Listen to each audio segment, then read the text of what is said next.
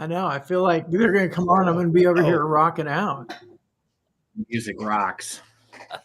All right. Hey, welcome back. Episode number 132. Speaking of music, the band is all here today. Tom, Brandon, and Carson, and Tim with us today. Tim Wackel, welcome. Thank you. Thank you so much for having me, guys. So, hey, before we get into, we're going to talk a bit about, I think, some pretty interesting strategies, predominantly around B2B, larger, more, I won't just say sophisticated, but considered sales, right? Things that are not, people aren't just making a decision on immediately or doing order taking. And Tim, I know that's your background. We'll have you talk a little bit about that in a minute. Brandon, I know you have a pretty big webinar though coming up with Fist Bump here. Was it next week? It's Friday, actually. Mark Hunter is asked me to come join him on a webinar, so I get to join him. And we're going to talk about leader-led content and how, adding that humanity touch into your content grows reputation and creates opportunities. We've got a playbook that we're going to go through. And that's this Friday, 11 a.m. And maybe we can get the link added in the comments somewhere. I don't have it handy, but I can go grab it. But yeah, we'll get that added. I'm sure. Okay. Thanks for that. I actually forgot to be ready for it. Oh man. That's why I'm here, Brandon. A little bit. Anything else you'd like me to ask or coordinate for you? Elliot's got it all set. All right. Okay. All right. If you're online, check in with us. Let us know you're here. Thank you for listening. And yes, again, thank you for Fist Bump for all the work to make all this come together. So, hey, Tim, welcome again. Hey, tell us a little bit about you, your background, and then we'll kind of jump in. So I got into this crazy thing called selling over 4 decades ago. Somebody reminded me the other day that when I learned how to sell, I didn't have a cell phone, I didn't have email, and we didn't have the internet. It's like, how in the world did you sell anything? It's like, well, it was actually a skill that you learned and you had conversations with people. That's right. You knocked on the door. But when I got out of college, Tom, you and I were talking earlier, electrical engineer, went to work for Hewlett Packard, and somebody inside the organization was like, hey, you know what? You're pretty good with a soldering iron, but we think you'd be better carrying a bag and actually calling on customers. And so very reluctantly, I got into this crazy thing called selling, and the rest is history. So tell us how you got to where you are right now. So that's a really good question, Tom. So I spent a lot of my career at HP, back in the 80s and 90s, which was a great place to learn how to sell. Yeah. Their training, their onboarding, their coaching, all of it was just over the top. HP did a little bit of a spinoff called Agilent Technologies. I kind of helped build part of the new business team there. Left Agilent, went and worked for an e-learning startup back when startups was kind of a fun, sexy thing to do. And then when I walked away from that opportunity, because it just tapped me out, I'd always had an interest in the sales trainers that I would hire, because I looked at the job they would do and they'd come in and work with my teams. And I thought, how much fun would this be to be able to encourage and train and motivate reps to be the best they could possibly be? So this is back in 2000. I ended up renting some office space close to the house, hung out a shingle. I put together a spreadsheet with 100 contacts. And I told my wife, I said, hey, listen, if I get to 100 no's, if I get through this, I get to 100 no's and we're not cash flow positive, I will tuck my tail and go back and work in corporate America. And I think we got to like number 71 or 72 and we were cash flow positive. And, 1 led to 2, 2 led to 5, 5 led to 11. And here we are today. A great story. And now I'm concerned. So startups aren't sexy and fun anymore? Well, 1 year in a startup is like 25 years any place else. Oh gosh, I think I must be over 200 by now then. Oh, it would wear me out. I'd fly out to San Jose, tuck everybody into bed, say goodnight, get back on the plane, fly back to Dallas. And by the time I got to Dallas, my phone was blowing up. I had to get back on the plane and go back out to San Jose. So I could only do that for so long. Brandon, I think startup life agrees with you though, buddy. You're de-aging. You're looking good, man. Every personality profile, behavioral DNA, and all that stuff. It always tells me I'm visionary and entrepreneurial, and I hate it sometimes. I'd rather just be in a corporate environment. It's a hard knocks Oof. life. Yeah. Hey, I Be had a careful. full set of hair before my first startup. So anyway,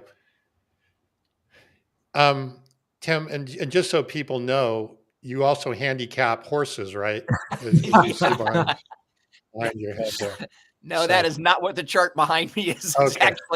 It's actually an old school calendar to remind everybody of where we've been and where we're trying to get to and how many dates we've got booked and the kinds of engagements we're doing. So I'm an old fashioned visual guy and I love having all that stuff on the board. Hey, the fundamentals never go out of style. Isn't it amazing, Carson, how the fundamentals work, but you got to work the fundamentals, you know? What a thought. I think that visual too. I mean, I know we're going to talk about other things, but I think that visual, we're going to talk about high impact habits. I think the visuals are a habit that's gone by the wayside. And I think it's so important. You see it, 20 times a day and the reminder, you're thinking about it, keeps you on focus. Absolutely, Brandon. I do a lot of work teaching sales teams how to do a better job of prospecting. And step one of being good at prospecting is you've got to have that defined list in front of you, right? And people are like, oh, well, we got a CRM. And it's like, dude, most of the data in that CRM is never going to see the light of day. I want to see a spreadsheet taped to your monitor with the 20 contacts you're trying to reach out to this week, the 50 contacts. I don't know what the number is, but you should. But yeah, I'm real big that if it's out of sight, it's probably out of mind. So let's plaster it someplace and have it in front of us so we know what we're doing. I like that. I mean, I think some people could call it an old school habit because of CRMs and dashboards and everything. But I think there's something that's you can't replace the tangible of ink on paper or having a big board. I've got a big board on my wall over here too because I like to see everything and remember. Yeah. I want to give my main man Hugo a shout out here. Tim, what would you say? I mean, look, I love the fact that you got a real sales training, back when you started. And I think, we've all seen probably varying degrees of quality of sales training over the years. I think some folks nowadays just get thrown into the deep end of the pool and, they're being asked, where's your deal? Without getting any real training. But I've also seen like months upon months of real investment into sellers. What do you think are some of the things that today's seller is maybe lacking or not getting enough of that back in the day we got and that we probably helped us have an edge? That's a really good question, Carson. And I'm not necessarily an expert, but I can tell you what my experience is. I think a lot of salespeople today, to your point, just get thrown in the deep end, right? It's the 3-part training process. Here's our catalog. Here's your clients. Good luck, and they stumble. I was having a conversation with a prospect yesterday, and he was sharing with me that, they try to hire really, really good people, but none of them have sales experience. And it's like, okay, they're good people, but they have no sales experience. How are they going to be successful? And obviously that's why I'm having the conversation with him is like, I love good people, but good people have to know how to sell, right? If I run into a good person and take them to the golf course, they're not going to break 70 because they have to learn how to play golf. So it's the same gig.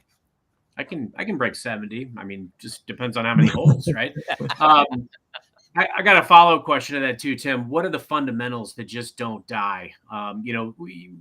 We're going to talk today about some of the basics and the habits and the fundamentals of selling. And I think there's been a lot of, the advent and rise of technology and AI and automation in the sales process. Yes, it can help us be more efficient, but it can also make us less human.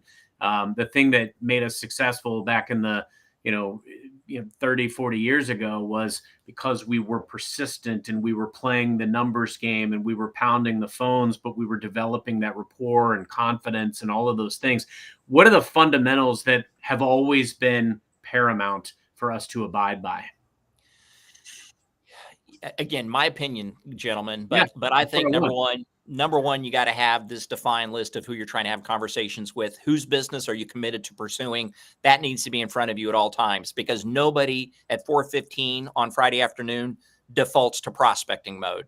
So what are you trying to accomplish this week? And I'm all about, and I love account maintenance. We all love account maintenance because they're calling you, they know you, they love you, they've done business with you. And it's so easy to get sucked into that reactive, I'm just going to love on you sales mode. And you can make a dime, but you're not going to make $1, right? You got to be able to take care of the installed base, plus go out and get new logos. So step one is having that identified list. Step two, Carson, I'd say you got to be able to tell a great sales story. And a sales story is, what exactly do you guys do and why in the world should I care? And most salespeople cannot tell a sales story to save their life. And what they do is they wait for the marketing team to put together the sales story. And God bless the marketing folks.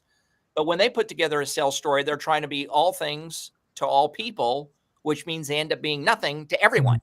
So as a sales professional, you got to look and say, okay, today I'm calling on, a director of sales enablement for this type of company in this geography, in this type of industry. So I need to mold my sales story to resonate with them. So step one, having that targeted list. Step two, knowing what are the elements to putting together a great sales story.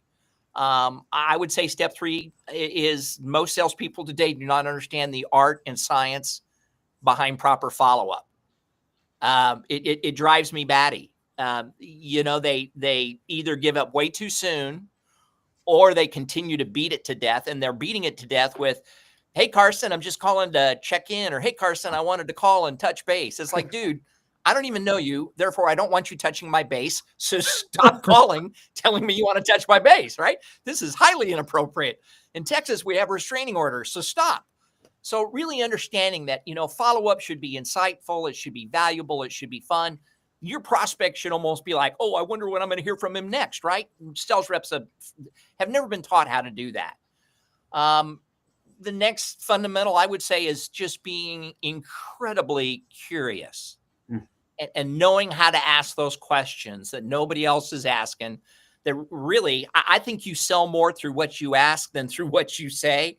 And being able to ask those questions, it gets the prospect, the customer to go like, oh my God, yes. As a matter of fact, when I go upstairs, I do have that pain in my knee. And it's like, oh, and does it hurt more after you have chili? Yes. How did you know that? That's incredible. And being able to have that kind of diagnostic mindset. And then last but not least, once you've done all those things, then you come back and you present your ideas in such a way that they don't sound like they're your ideas. They sound like they're their ideas because you've done such a great job at the discovery. And they're like, you know what, Tim, that's exactly what we need. And you simply go, well, yeah, that's what you told me. And if you do those things and you do them well, selling, in my opinion, is relatively easy. Doesn't mean it's simple, but it's relatively easy. Hey, I have a question, Brandon. Do you have? I don't want to cut you off because I know you would look like you might be. No, go ahead. I was trying to formulate how I was going to ask a question, so go right ahead. I want to go back to sales story. What you said, having a sales story, and I agree with Bob's comment here. Right, is a lot of marketing content really doesn't have much in it when it comes to crafting a sales story. And Hugo had a question here as well about what soft skills are essential for that successful presentation, especially when I assume that all of these things kind of come back to that sales story. Could you give an example of that? Like what would be an example of a sales story, and how deep does that sales story need to go? Does it need to be able to progress over multiple conversations and iterations in the sales cycle? Really good questions, Tom. So when I teach reps the art of creating a sales story, what I do is I go, hey, first thing we've got to do is we've got to discover the ingredients that are going to go into the sales story. And then I give them a recipe for combining those ingredients into a sales story. But it's not a be all end all. What's important is that you have the right ingredients, because most sales stories are the me monster. Let me tell you all about me. So when we create sales stories, we've got to answer a series of questions. The first question is, what is the title of the person you're targeting? So I want to be able to say, you know what? I specialize in working with VPs of sales in healthcare. The minute I say that, you're listening to me a little bit differently. So we've got to make sure we know the title of the person we're targeting. Easy lifting, right? That's called LinkedIn in 7 seconds. Number two, what are some of the specific results you help people with that title achieve? And this probably is not going to surprise you guys, but most reps don't really know what specific results their customers achieve. It's like, well, our customers are happier, or they're saving money, or they're making widgets faster. And it's like, well, how much money are they saving? How much faster are they making widgets? I'll guarantee you somebody somewhere inside that client organization is measuring those numbers. You've got to get to that person. You got to go behind the curtain and find out how much are you moving the needle. So we've got to be able to say, I specialize in working with people just like you who are looking for these kinds of results. Those are the first two questions. The third question is, why do customers like that typically engage with you? In other words, why aren't they able to get those results on their own? AKA, what challenges are they facing? So now the sales story is kind of starting to sound, hey, Tom, I work with executives just like you who are looking for these kinds of results, but you're unable to get them because you're facing these kinds of challenges. Then the next question we got to be able to answer is, well, how do executives like Tom, how do you feel about those challenges? Because I want to work with prospects who are frustrated, they're sweating it out, they're losing sleep, right? If the prospect doesn't feel like it's a big deal, it's not a big deal. So I want to be able to say, Tom, I work with a lot of executives like yourself who are really concerned about what's going on in the stock market today, right? And you're going to resonate with that. And then the fifth and final ingredient is, how are you unique? How are you different than everybody else that's out there? And that's got to be a meaningful way to be unique. So you take those 5 ingredients. I specialize in working with people just like this who are looking for these kinds of results, but are unable to get those results because these are the challenges they're facing. And this is how they typically feel about those challenges. And at the end of the day, we think we're pretty good at it because here's how we're different than everybody else. Would it be worth 10 minutes for us to have an initial fact-finding conversation? I'm going to add a quick layer to that, and also expound upon Hugo's question, which is great. Because I think there's some that inherently we bring to the table. And Tim, you did a really great job of touching on some of these, like, how do we play out the differentiating factor? Why me versus everybody else? I live in a world where, the solutions that my team sells, there are a lot of great competitors that do something very similar. Customers can buy from anywhere. And so I take that very seriously. What are the things that I can do as a person? What can my team do? And what can my organization do that are differentiating factors? Can we, go to market with them? Can we co-sell? Can we find unique investments and, do things together that other organizations can't? I think being very transparent and communicative, responsive, Tim, you hit on the follow-up piece. So often things slip through the cracks. I've had so many customers that have done business with me and told me point blank, Carson, you're more expensive, but you're so responsive and communicative. When I have a problem, you're on it. You respond even when you don't have the answer. You respond and you loop in the right resources, and I know where I stand with you, and you respond every time I need something. I'm going to go with you because of it. So things like that, active listening, spending time really understanding the why of your motivating factors of your customers, how you orchestrate your team, making sure that everybody's in the boat with you and that they, that their perspectives matter, their priorities matter. I think those types of things go a long way. The last thing I would add that I think is critical from that vantage point, Hugo, is the acumen, that, building that muscle of being able to not only influence executives that you're talking to, but also sometimes the most important selling we do is internal. It's being able to understand, where is this customer's vantage point? How do I sell this narrative internally so I can unlock what I want to unlock for this customer? Yeah. Well, spot on. And the responsiveness, I mean, it personally drives me crazy because I learned as a very, very young salesperson, right? If you can't do the small things right, I sure as hell ain't going to trust you with the big things. And if you can't respond to my voicemail or respond to an email within 24 hours, pre-sale, right? If you can't love on me pre-sale, what are the odds you're going to love on me post-sale? Right? We're all a lot better at dating than we are at marriage. You know what I'm saying?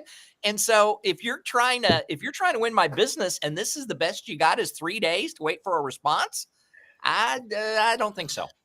Well, we woo better. We woo better in dating than we do in marriage. I'm trying to learn to continue to woo even 10 years into marriage. But I think what you really hit on there, Tim, too, is, there's a big element of, I see so often where it's like we show up so big to try to sell and we keep reiterating the value over and over and over, but we have to help the customer understand, what is that marriage going to look like? How are we going to help them lean in with change management or with implementation? It helps de-risk those decisions to work with you. Yeah, exactly. Simple stuff, but like I said, it's not always easy.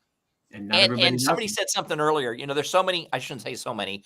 I see reps today, though, that don't want to do those fundamentals, and they're chasing AI, or they're chasing technology stacks. They're chasing LinkedIn, and those are all nice tools. But I mean, if you go to bed at night, every night with a bowl of ice cream, you're not going to lose weight, folks. You got to do the fundamentals, right? And so trying to cheat and cut corners doesn't work. Brandon, do you want to get us back on script? Well, the one on agenda that we were talking about is the high impact habits and simple selling. I think we're talking about all those, but Tim, can you kind of make that just a little bit more tangible about these high impact habits? Like with teams that you work with, what does their day look like? What's their morning look like? How do they prepare for the day? What are some of those habits that lay the foundation for success? So, Brandon, I think really good reps, number one, will plan their week in advance. I'm a real big proponent of spending, 45 minutes, an hour on Sunday afternoon, Sunday evening, kind of planning my week, making sure I know what my week looks like. Because if you don't get stuff on the calendar, then we just get caught in reactive mode. So number one, I think they plan their weeks. And then number two, I think they time block their days, right? Which means, from 8 to 10, I'm going to be working on some content. From 11 to 1, I'm going to be prospecting. From 2 to 4, I'm going to be doing follow-ups, whatever the case may be. But I think they plan that entire week. And then I think they time block their day. The second thing I think they do, Brandon, is they're very proactive about trying to create new relationships, prospecting, cold calling, call it whatever you want, but they're very proactive on trying to get the brand message out and trying to get in front of new people that it can influence their success. Again, it's way too easy to get caught into reactive mode, but you got to pick up the phone. You got to push emails. You got to connect with people. You got to shake hands and kiss babies if you're going to be good at sales. And I think that's another habit they have. The third habit I'd say would be something I mentioned earlier. They're just incredibly curious. Some of the best reps I've ever worked with, sometimes I just, I wanted to elbow them. It's like, are you ever going to say anything? Because you just keep asking all these questions. But when you're really good at being genuinely curious, I think the other party sometimes just talks themselves into what they're going to do. And you're just kind of facilitating. You're not really selling. You're kind of facilitating a buying decision. Yeah. And right, nobody really likes being sold to, but people buying large like to buy. So if you're good at listening and okay, so what does that mean to you? And who else does it impact? And to Carson's point, what's the why behind the what? Everybody's good at, hey, what's your biggest concern? But very few people are like, hey, what's your biggest concern? And why is that your biggest concern? Who else is that impacting? How big of an impact has that got?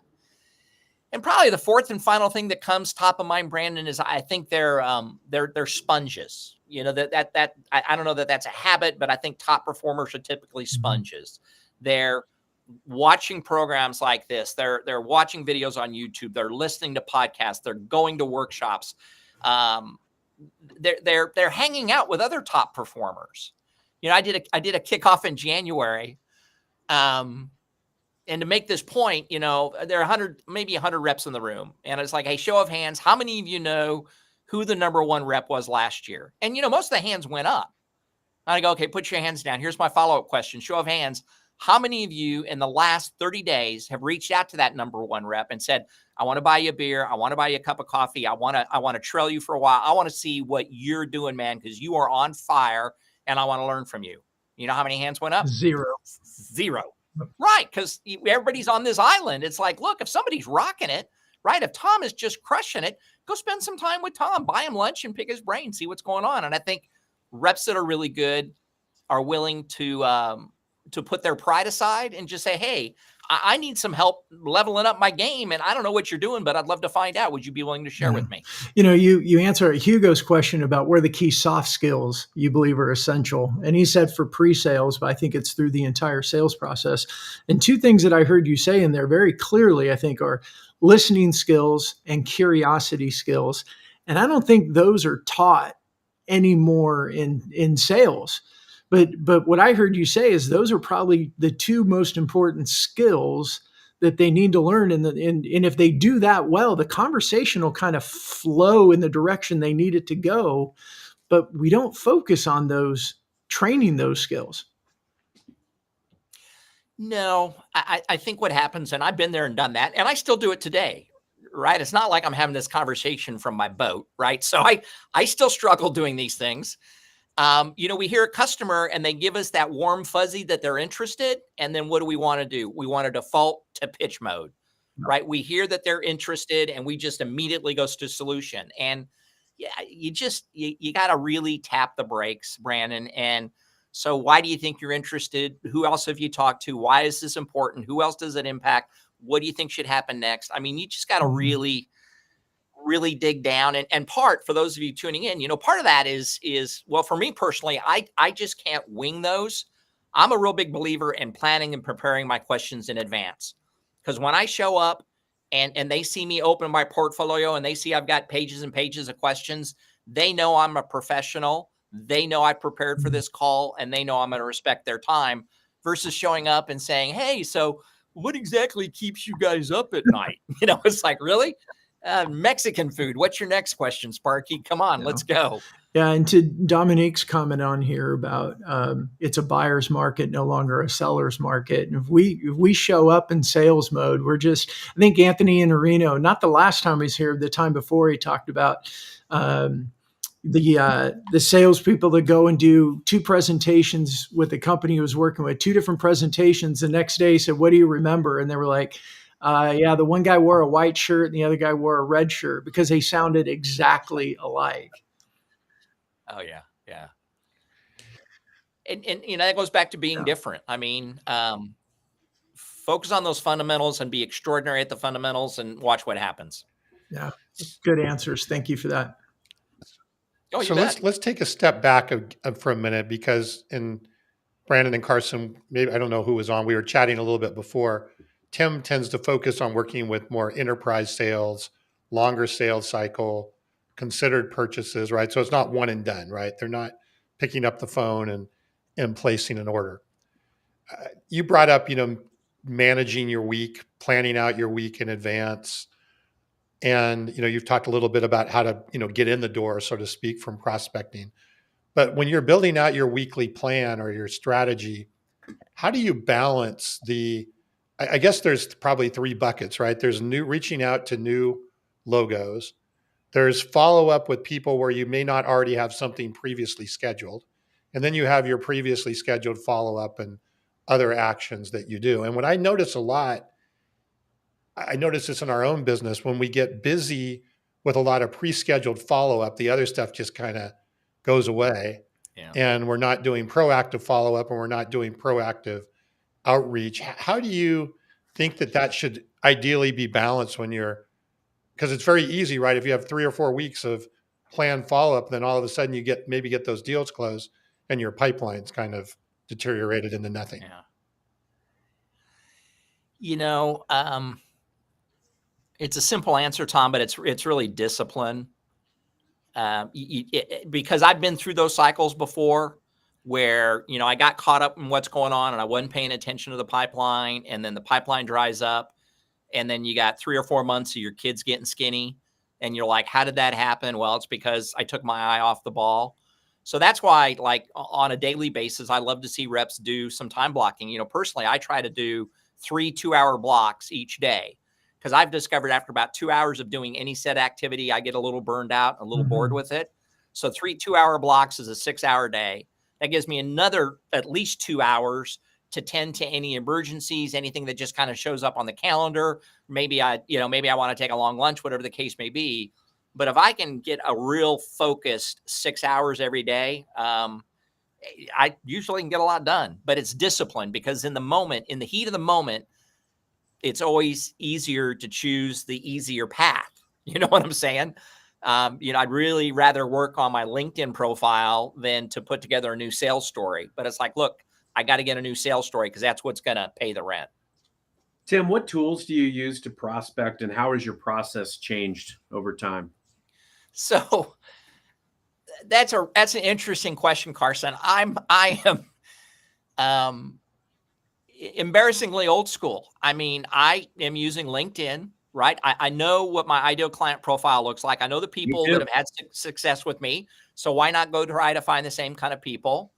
I'm going to hit them up with my sales story, but I know that, what's the figure? Like 80% of new business opportunities today are going to require at least 5 failed attempts. So I don't get discouraged. I don't get disgusted. So when I'm reaching out, I'm typically like reaching out in an email, and then I'm going to drop like a little sales tip booklet in the mail, kind of, something of value saying, hey, I sent you an email a couple days ago. You might not have seen it, but I'm thinking the folks on your team might find some value in these ideas. I'll reach out next Tuesday at 3 to see if we can't connect live. Tuesday at 3, I call knowing we're not going to connect live, but showing I'm a man of my word, saying, hey, I told you I'd call Tuesday at 3. I didn't know if I'd catch you or not. But here's the reason I'm trying to connect. And then I give them a different version of my sales story. I'll mail out tchotchkes. I'll mail out lottery ticket, the old get a bunch of dollar scratch off lottery tickets, put a rubber band around them, send them to you, Carson, with a note. You're going to open up that envelope because you feel those lottery tickets rattling around in there. You see those scratch off tickets, you scratch them off. Then you look at the note. My note says, hey, Carson, if you scratch off those lottery tickets, if you're willing to take a chance on them, why won't you take a chance on me? All I want is an initial 10-minute fact-finding conversation. And that's always what I'm looking for, is just a 10-minute fact-finding conversation. Because I've discovered that if you're really good in 10 minutes, those 10 minutes grow to 20, 30, and 40, because I don't show up and throw up. I show up and say, hey, listen, man, I'm just genuinely curious. What are you guys hitting your head on right now? And is there a way for me to help? I love it. I like that you said, old school and threw LinkedIn into the mix, but at the same token, like, again, it's a very straightforward process. It reminds me, I'm a huge James Bond fan. I don't hide that. One of my favorite films is Skyfall, and it's Daniel Craig, but it does a lot of nostalgic throwbacks. And there's a line in there where, he's using an old style razor, and his line is, sometimes the old ways are the best. And obviously the old Bond movies are the best, but my point in saying that is, now is more than ever a time where things like LinkedIn, but even picking up the phone and dialing people can have a dramatic success rate, because not everybody's doing it right now. A lot of people are leaning into the AI written emails. And so people are being flooded with that. So your email success rate is going way, way down. But things like picking up the phone, leveraging LinkedIn, I'm still having massive amounts of success leveraging LinkedIn to connect with pretty much anybody I want, because everybody else is running toward AI written emails. So everyone, please keep doing that, because it's upping my success rate. Yeah, and I've played around with those technologies, and I think AI is great. It just wasn't my cup of tea. It again, for my practice and the people I sell to, they're buying me, and I get AI involved, and it's not me. It's close, but it ain't me.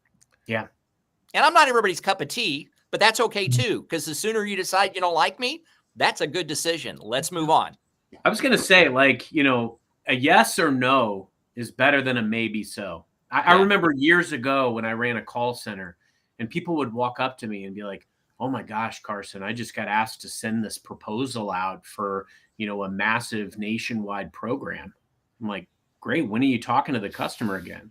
Oh, I don't know. I'm just supposed to send this proposal. And I'm like, you'll never hear from them again. You might as well put them on a milk carton. Like, the point in saying that is, it's critical to do, Tim, exactly what you just described. We've got to really understand the why behind. And I'd much rather get to, yes, there's a path we can go down together, or no, there isn't. But I'm available if you ever need me, type of thing, because that frees me up to spend my time and resources going out and finding other people where magic can happen. I mean, I'm not offended if magic doesn't happen. I've become very calloused over the time with a lot of the rejections and the no's. They don't hurt me. I don't take them personally.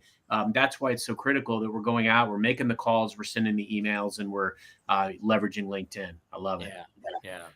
I wanted to point out that Bob is also old school. He uses a rotary phone and a Rolodex. I'm wondering if it's one of those rotary phones that are on the wall. You know, those old ones used to be on the wall. So I have an old souvenir. This was actually, I keep this because it was my grandma's. That a baby. That's how I get my prospects. Oh yeah. Is that a pink phone, or was that? It is. Yeah, it's my awesome. grandma's. Yeah, my kids like to play with it now. So you can tell you had a good day prospecting when you go home with a blister around your index finger, right? That's a good day. that's very true. So Tim, you were talking about, and this happens a lot, right? Especially in longer sales cycles. Maybe you have a couple of phone calls, things seem to be going very well, progressing, and then all of a sudden the person ghosts you and disappears for a while. Do you have any strategies about how to kind of resurrect some of those situations? Because in a lot of times I've found it isn't that they don't want to buy from you, but something else has come in, or short term, there's another priority change. And you're thinking, oh, well, this is a lost deal. And they've just added, it's not a lost deal. It's just been extended out, but you don't know that. So there's no communication. Any thoughts on kind of resurrecting those, or at least getting some answers and getting the maybe out of the equation? Yeah, that's a really good question, Tom, because we all battle that. So I'm just going to riff. You know, tip number one, and it goes back to what Carson was just talking about. You got to be a great closer. And when I mean you got to be a great closer, it's not closing for business. You always need to close for exactly what the next step looks like, when the next engagement's going to be, whether it's a conversation, a Zoom, face-to-face. But there's none of this, send me a proposal, let's talk next week. That ain't happening. This is quid pro quo. I'll send you a proposal. What time and date are we going to get together to discuss it? So you got to be proactive on the front end. But no matter how, okay, number one. Number two, I think, Tom, you've got to make it easy for your customer to say no. Because oftentimes we as sales reps get the happy ears, I call it hopium, and we make it really hard for we make it really hard for the customer to tell us no. And we think there's an interest where there's really not an interest. Let me give you an example, real simple hopium example. Asking a customer, gee, would you like me to go ahead and put together a proposal, is one of the dumbest questions you can ask. Because, Tom, let's assume you're a rock star sales rep. You're calling on me. You're prepared. You've worked in my industry. You're asking me great questions. I love your solution. At the end of the sales call, Tom, you say, hey, Tim, would you like me to put together a proposal? I'm going to say, yeah. And then let's say Carson calls on me tomorrow, and Carson is a hot, sweaty mess. He doesn't understand my industry. He's just talking, not asking any questions. I'm looking for an excuse to get out of the sales call. And Carson goes, hey, you want me to go ahead and put together a proposal? I, like most of you, are going to say yes, because as a species, we're non-confrontational. So part of the reason they're ghosting you is because you didn't really fish correctly. So for all the people tuning in, here's the twist on it. Don't ever ask, hey, you want me to put together a proposal? You say, hey, Brandon, I'd love to work with you guys. And I sense there might be an opportunity here, but I get this feeling that maybe it's a little bit premature to put together a proposal. What are your thoughts? And now Brandon is either going to fight me and say, oh, no, Tim, it is not premature. I really want that proposal. So that's a good indication. Or Brandon is going to say, you're right, Tim. It's a little premature, because Brandon doesn't want to call me an idiot. If I'm the bumbling idiot, no customer wants to say, I don't want your proposal because you're an idiot. So make it easy for the customer to say no. Then on the flip side, Tom, if they do go dark, I think your follow-up, your reach out has got to be fantastic. One of the best subject lines I use is I'll send an email and the subject line is, have I done something wrong? And then it'll be like, hey, Carson, we've had multiple great conversations. We put this proposal together, but I haven't heard from you now in 3 weeks, and I've attempted 7 different times. I've got nothing left to assume but that I've done something wrong, and I'd love to be able to own that and apologize to whoever I've offended. And you'd be amazed how many times people come screaming back, and it's like, no. Sally's out on maternity leave. Bob took another job. The plan expansion is going longer. I mean, then you get the real why they're not there, because they got other things they're worried about, right? We as sellers wake up thinking about them. they don't wake up thinking about us. So, you know, you got to go to sometimes more dramatic measures. And the other thing I'll do too is I'll put together like a multiple choice email, because nobody loves essay tests. Everybody likes multiple choices. And it's like, hey, tell me where we're at. A, call me right away. Let's move forward. B, go away forever. Or C, hey, Tim, something's come up. Check back in 6 weeks, you know, and kind of let the customer just check a box and get back to me. But the bottom line is, Tom, just make it really easy for them and make sure you're driving that value, and you've always got that next step defined. Yeah, I've used a similar thing where I haven't used the one where I've done something wrong, but I've definitely used the one that, hey, I just can only assume that you're no longer interested in this. No problem. I'm going to go ahead and, you know, and then, oh, wait, whoa. Right. So any sort of withdrawal situation can sometimes create that situation there. You know, and I love that. When I teach prospecting, I talk about firing a prospect, right? That if you've gone through all these different outreaches and you're getting nothing back, don't just tuck your tail and fade to black. You reach out to the prospect one last time. You go, hey, Carson, this is Tim, and I'm leaving this voicemail for two reasons only. Number one, I want to apologize for having wasted your time, because I did my homework, I did my research, and I thought it made a ton of sense for us to have an initial 10-minute fact-finding conversation. But given your non-responsiveness over the last 5 weeks, obviously I was wrong. Second reason I'm calling is I want to let you know you're never going to hear from me or anybody else on my team ever again, and we wish you nothing but the best. And the same thing, Tom, every once in a while, you leave that message, and they call you right back. They're like, whoa, slow down. It's like, dude, what are you doing to me here? Come on. You know, I've a piece of advice I got early, which aligns what you were just talking about, is, you know, your prospect and customer has a very big part in your movie, but you have a very small part in their movie. And I think if you remember that, it helps the, oh my God, I'm being ghosted. They don't care about me. It's not important. And at least try and work to get to that. Because in some cases it is, right. It's not a fit or it's not relevant. But in a lot of cases, it's just other things in their movie have usurped your part in that movie of what's going on. So, Brandon, do you want to touch on some LinkedIn stuff, or what would be some? Yeah, so there was a question in there. I think it was under, I think it was just LinkedIn user. Now I can't find it. Oh, I got it here. It says, can you touch on some LinkedIn strategies, techniques? Not sure if I missed them earlier in the call. Yeah. I think, I mean, what I was hearing, Tim, you were talking like when you were saying too about sales reps, time blocking, you said about creating content and then getting to their calls. And I mean, I believe there's a good kind of 1-2 punch with content and calls, and even using content inside of emails or referencing in an email post or shows. I mean, we do that a lot. We reference different shows and topics, say, hey, I think this topic could be something valuable for you, and do a little summary of the episode or give them timestamps. So, hey, we talked about this at, 42:10 type of stuff. But what's your technique? What are your strategies? When it comes to using LinkedIn? Yeah. I mean, the question is, I'll touch on some LinkedIn strategies and techniques that you use. I know you talked about content. You talked about using LinkedIn in combination with your other outreach. Yeah. So, with LinkedIn, probably not super sophisticated, but again, I look at the types of clients I've been able to help the most. And that's the DNA I'm looking for. So, what industry, what part of the country, what demographic, there's a lot of different, well, there's not a lot, there's maybe a dozen different variables. And then I start searching through LinkedIn, and it's like, you know what? These people, I've done work in a one-off. This would be a good customer for me to go after. And then again, I'm going to do, I'd love to, as an initial thing, send some content, something, Brandon, and not like a brochure that says hire Tim Wackel sales training, but like, like an article that I've written on, hey, here's the four things that are critical to being successful at prospecting.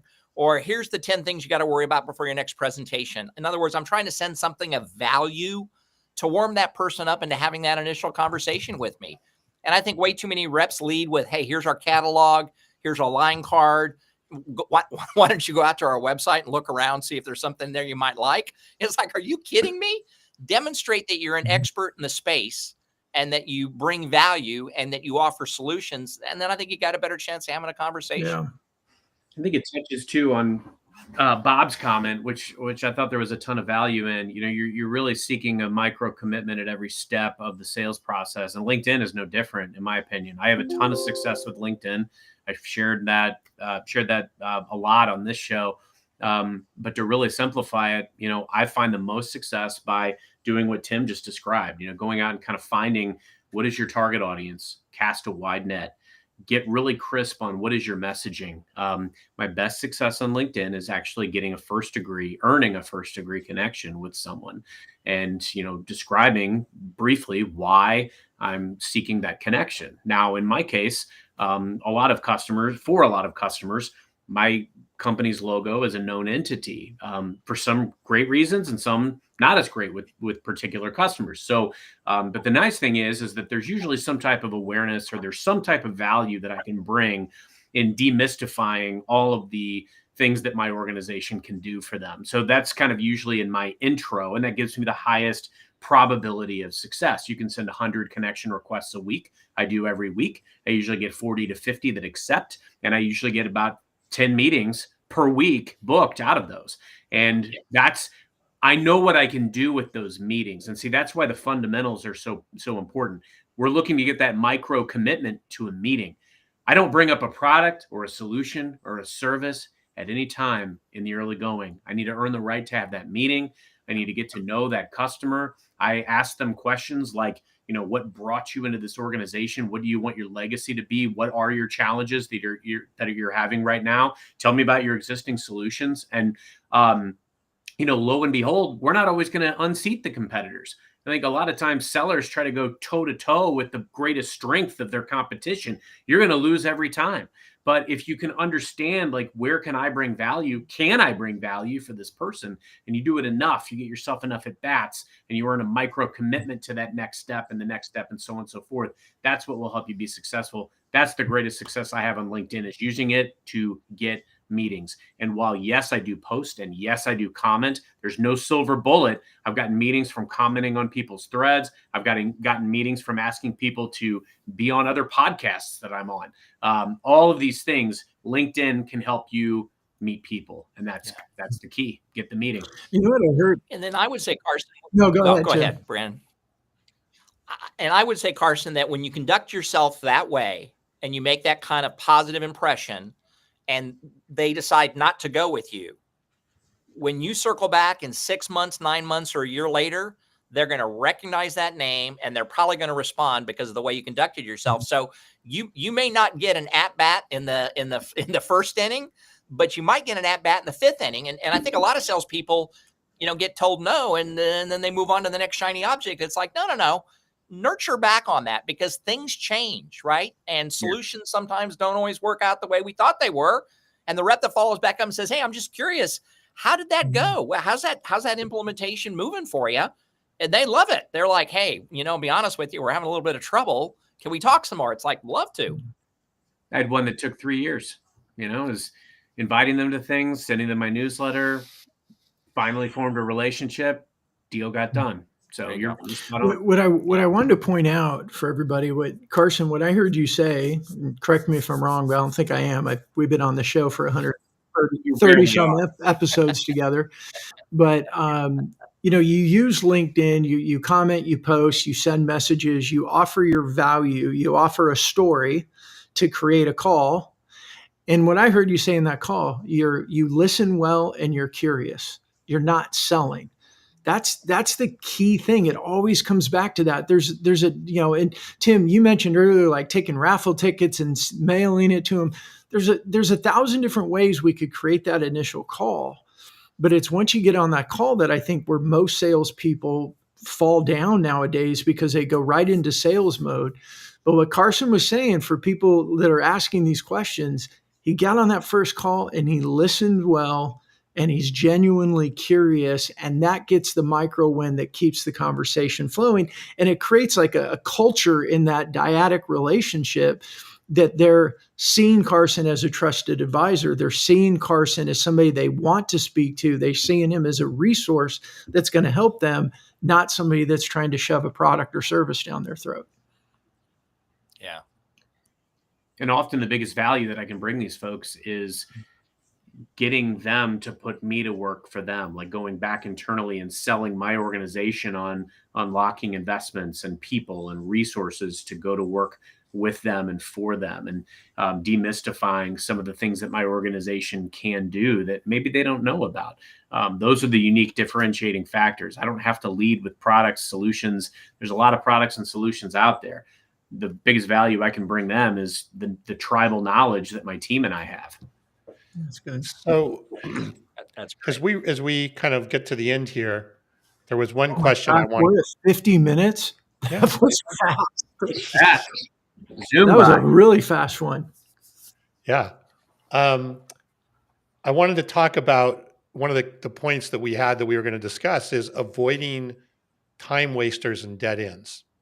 I know we've kind of hit on that, but specifically, right, to your point, Tim, right, as even organizing your day and planning out your week, what are some time wasters that we should really consciously be on the alert for, and the dead ends that we should be on the alert for?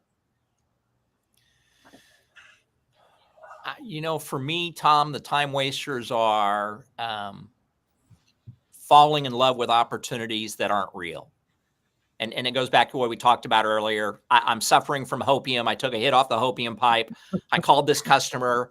They expressed a little bit of interest, and I get all lathered up, and we're pulling out all the stops, and we're putting together slide decks and proposals, and we're introducing them to other customers, and they were just casually interested.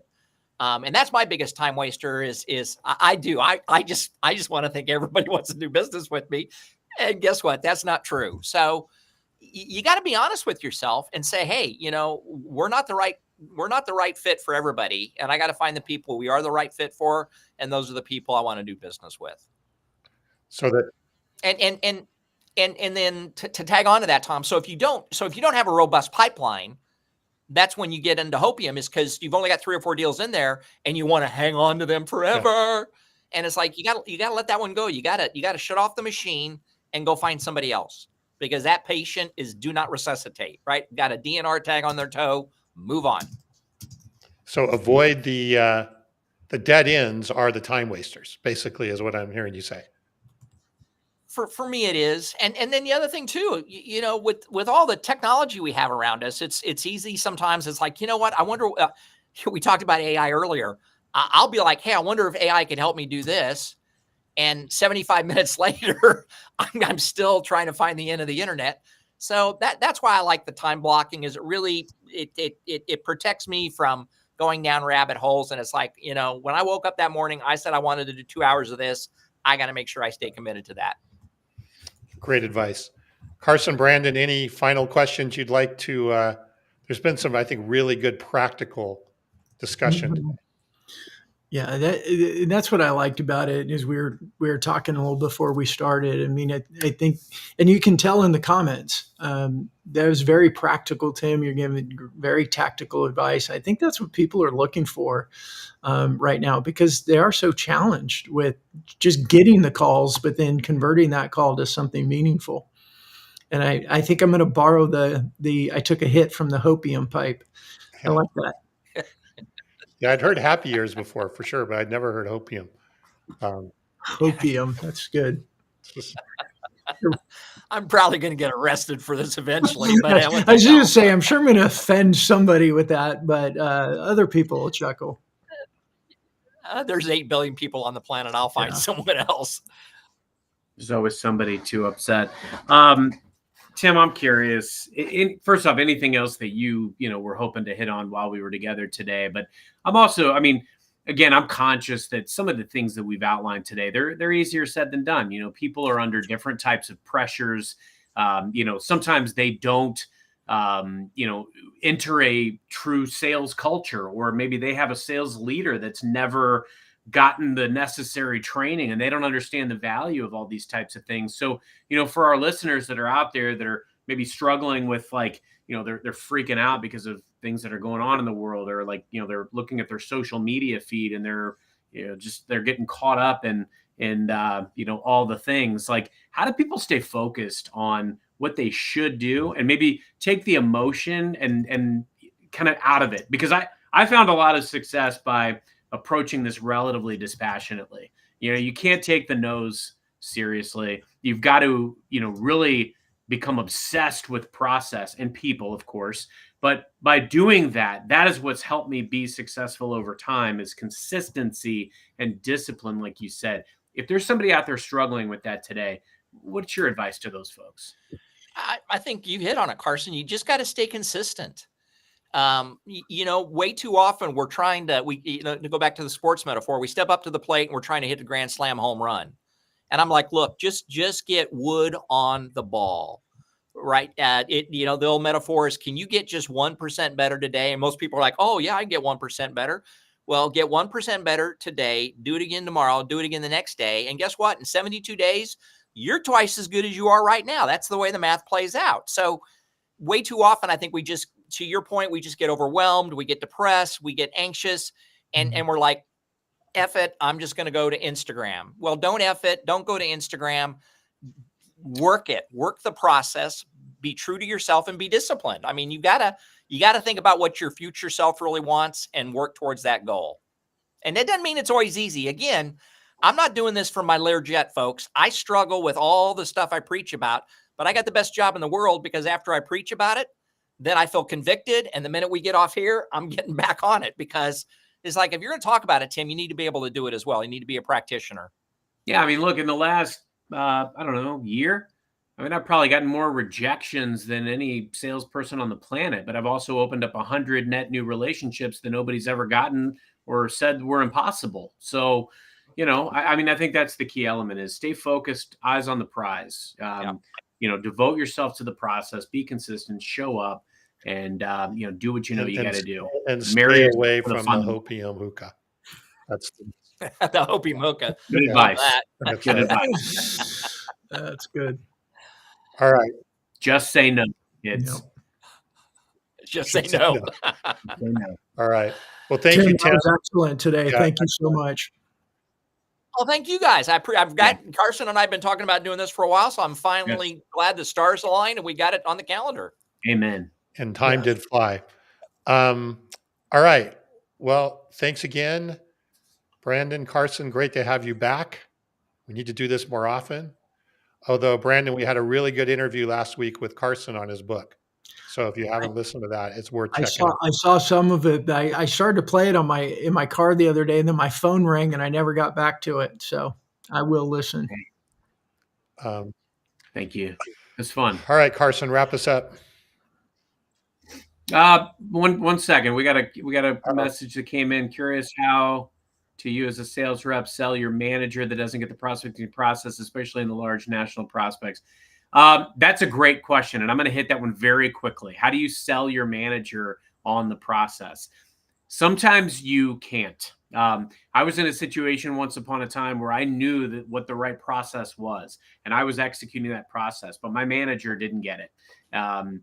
Nothing good or bad lasts in sales. And so the best calling card in sales is results. And when you don't have it, you really just have to be able to know that process is going to work, and you've got to commit yourself to that process. I was committed to a process, and I was able to start showcasing to my manager, hey, these are meetings that I'm getting left and right as a result of this process. They didn't care because it wasn't results. It wasn't revenue. Over time, the revenue did come. Now, fortunately, there are some managers out there who do care about the hustle stats. They care about the tangible day-to-day, get the meeting, get the net new contact. Hopefully that is the case with some of you, with your leadership. The key element is I've had great sales managers and I've had terrible sales managers, and I've had several in between. So the key element is try to make it about your manager. Understand what they care about. If they just care about revenue and results, well, then you better try to work your butt off to get those results as quickly as possible. However, if they can also tell you, like, hey, these are big problems that we have, like getting this exact executive, like the CFO or the CEO or the CIO, I've created processes to go out and get those specific meetings, and then brought my team in or passed the baton to individual sellers that sell to that line of business. So think very intentionally about what does your manager care about? What do they say the problem statements are? And then you ultimately need to sell them on your prospecting process, but make your prospecting process speak to them, make it about them, make it about what they say your problem is.